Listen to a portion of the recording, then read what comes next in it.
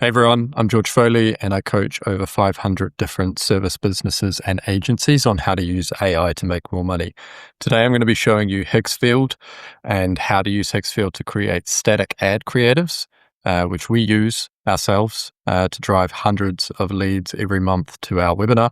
So we run a monthly webinar which generates over 6 figures in profit every month. And we do this by pushing ads from Meta and LinkedIn directly to a registration for this webinar.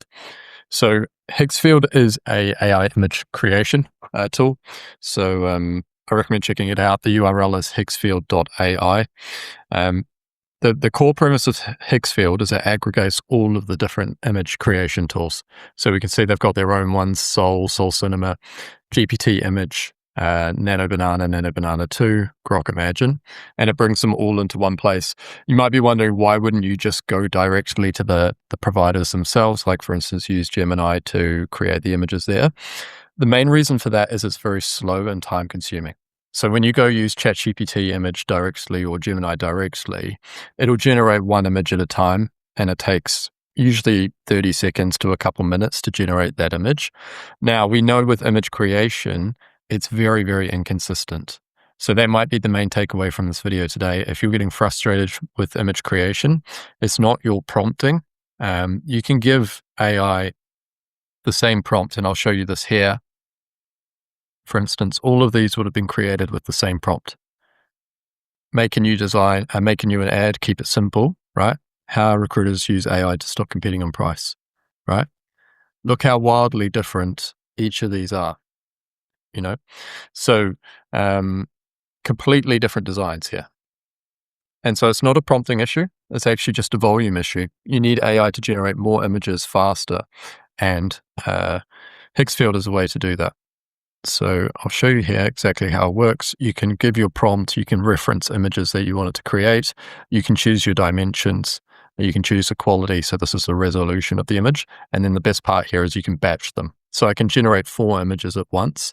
And if I hit this button multiple times, it's going to stack them up. So I could do 4, 18, 12, 16, 20 images at once. And rather than having to wait for one at a time, it effectively like A/B tests against myself for what image I prefer. I can then reference that one and iterate on it from there. So the problem with static ads, they are hit or miss. Just accept that probably 9 out of 10 are going to be garbage and you'll get the one gem. You'll generate 10 from the exact same prompt, so you're going to consistently use the same prompt, and then you're just going to pick the one you like. If you want to iterate on it, you can from there as well. So I recommend signing up for Higgsfield. It does cost credits. You can see here I've burned through most of mine. I'm on the Ultra plan. I don't know what I'm paying, maybe $100, $200 a month for something like this. So the downside is it is, a little bit pricey, but obviously like endless, you don't have to just use this for static creatives. I use this for websites, webinars, all sorts of design as well. Cool. So the first thing we need to dive into before looking at the actual image creation here is how you can get the idea for the creative. 2 really simple ways to do this. One is just going and stealing from your competitors. So that's called swiping. Classic copywriters, they've rebranded that as swiping rather than stealing. I'd call it stealing. But you effectively look at your competitors. Shout out to Mark Builds Brands. He's got a tool, Get Hooked, which you can, I'm not affiliated with this, but he's a good guy. You should also check out his content because I learned a lot of this stuff from him directly as well. I'm not like an ad creative guy, more of an AI person.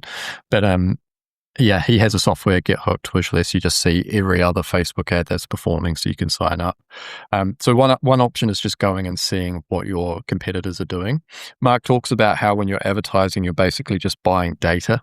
And so you're paying money, $10,000 to find out what ad resonates when you're A/B testing. Your competitors will have spent a lot of money already. So if you just go find what their best ad is and iterate on it, then there's a good chance that's going to work. So that's one option, swipe or steal. The option that I'm going to be showing you more of today is how you can get Claude specifically to write these for you. So the first thing you're going to do is create a new Claude project. And you need to decide which platform you're going to run these on, whether it's LinkedIn or Meta. And then your goal is just to fill up these files here with all of your context. So you can see I've got our avatar. I put our entire webinar in, the competitors. I've given it our offer, the beliefs of our customers. I've even given it Hormozi ad training. So a really good way to do this. If I wanted to run meta ads, I would go run meta ads 2026 static images, something like this. There's Mark there, there's Hormozi there. And I'm not going to grab just one. This one doesn't look like it's got too many views, so I'd probably find someone that's a bit more established, like, okay, 50,000 views, that's a bit better. 100,000, so maybe this is good here. I'm not actually going to watch the video. I'm just going to come down here, show transcript, copy the transcript, and then I'm going to paste that into the project for training. So I'll go get, as many videos as I need. So it understands like the dimensions, the rules, all of these things for the platform, because they get updated all the time. In this case, we were doing LinkedIn. So you can see LinkedIn here. Cool. Next step is I've said we need ad variations for 2026, a bit of info about the funnel, and our previous ad scripts for LinkedIn. Cool. So then it's gone through and researched. It's given us some here out the gate, but from memory, I don't think I really liked these. So again, with AI, you should always be the taste and the filter. Get AI to do the work, and then you're like, do I like this or not? And when you get it to do multiple iterations or like 10 versions, you get to A/B test against yourself. I've given you more training on our niche. So again, I gave it more context. It did its thing. And I've said, here's the transcripts from our testimonials. So I gave it some more testimonials. So again, like when I see something I don't like, I'm just pushing it, giving it more information. These are quite abstract. Let's start with just the hooks, one-liners. So then we broke it down.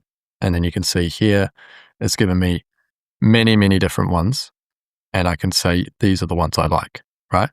So A/B testing against myself. Now, if you can give it sales calls, if you've done any cold email in the past, that's going to be really useful as well.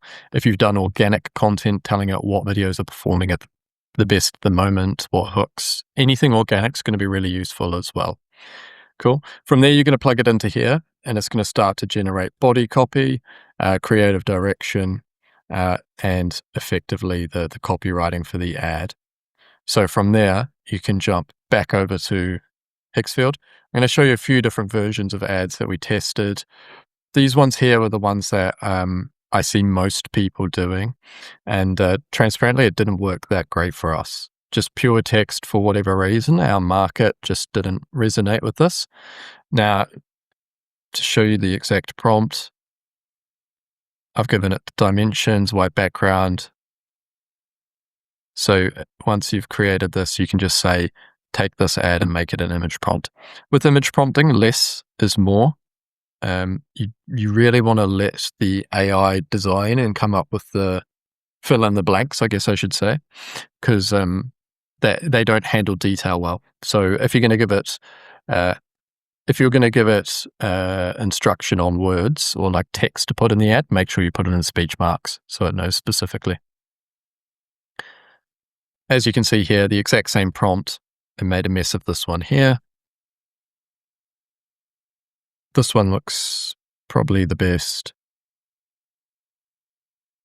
This one, the colors are off. So this gives you an idea. You should be able to see how bad some of these are, right? And then you're picking out the ones that are gold amongst them, like this one here, right? That's just garbage. So if you're waiting through, 2-3 minutes and that's what it generates, you're going to be very frustrated. If you generate 20 at once, you just grab the one that's good and move on. Another example, you can do these ones here. Again, at the moment, higher volume of ads, just A/B testing a lot to see what works in the market. I think we did run some of these. We ran some of these ones that are branded, which look good, but don't always perform as well as the ones that are a bit messy or a bit ugly. In the end, the ones that actually worked for us are probably my least favorite ads, go figure.